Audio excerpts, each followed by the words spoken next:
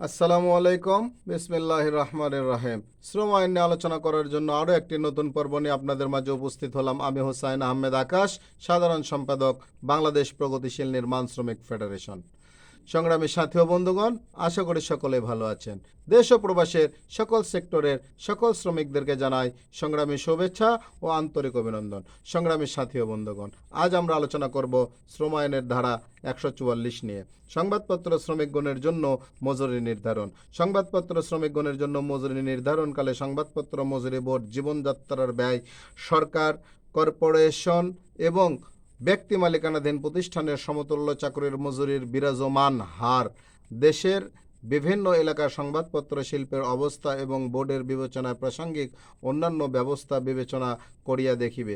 সংবাদপত্র মজুরি বোর্ড মেয়াদি কাজ ও ঠিকা কাজের জন্য মজুরির হার নির্ধারণ করিতে পারিবে।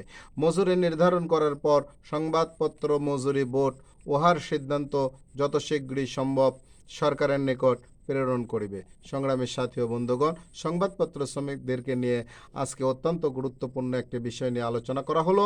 তাই এদেশের আইনের প্রতি শ্রদ্ধাশীল হয়ে সকল শ্রমিক এবং মালিককে বাংলাদেশের শ্রম আইন মেনে চলার অনুরোধ রেখে সকলের সুস্বাস্থ্য দীর্ঘায়ু কামনা করে আজকের পর্ব এখানে শেষ করছি।